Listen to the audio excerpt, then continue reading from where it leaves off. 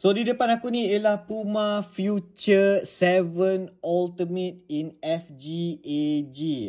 Ini ialah generation sebelum yang sekarang ni punya Puma Future 8 Ultimate.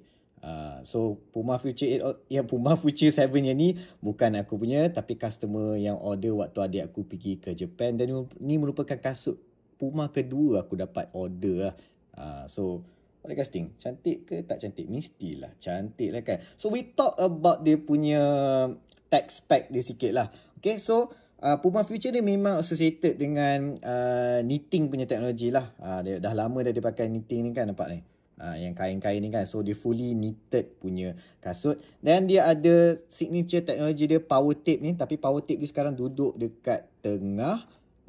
And power tape ni katanya kalau korang pakai kasut ni tak pakai tali pun okey, sebab dia bagi korang punya kaki tu lockdown dan stability. Dan dia lagi satu teknologi gabungan power tape dengan power print kat sini dipanggil Fusion 360.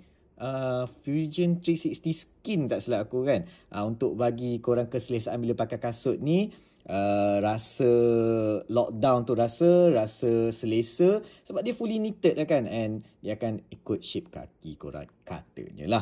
Dan teknologi yang lain ialah dia punya 3D texture. Nampak tak kotak-kotak ni kan, dia kotak kecil ni kan, 3D texture ni kan. Ini nak bagi grip bila contact kasut ni dengan bola. So ada grip lah. Grip dia dekat sini dia tak melekit. Dia bukan grip macam getah, tapi dia 3D texture that bila ada contact dengan bola, dia ada bagi that micro grip lah kepada bola tu. Itu teknologi yang ada dekat Puma Future Ultimate yang inilah. In terms of warna, this is lah macam grey, dan ada biru, dan ada hijau. Punya Puma Future Ultimate aku tahu ada macam-macam warna lah.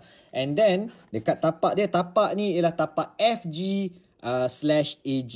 Maksudnya boleh pakai untuk firm ground, iaitu rumput asli, dan juga AG untuk artificial ground, rumput tiruan. Sebab kalau kau tengok dia punya start dia, walaupun dia ada diamond dengan boomerang punya shape ni, tapi dia punya edges dia ni bukan tajam. Dia macam rounded edges lah. Rounded edges, which mean that most likely dia tak akan lekat dekat rumput tiruan lah. Kan rumput tiruan tu macam carpet kan. Kalau melekat tu tengah berlari ke tackle ke apa, high risk untuk injury lah. Yang ni mengurangkan lagi dia punya risk untuk injury. So aku nak bagi tahu that aku akan pergi ke Japan pada 11 sampai 22 April, dan aku akan buat temporary WhatsApp group. Link kat bio untuk aku collect order kasut bola. Aku sendiri yang akan pergi sana, yang senang sikit aku nak tengok kasut bola kat sana. So what do you guys think about Puma Future 7 Ultimate?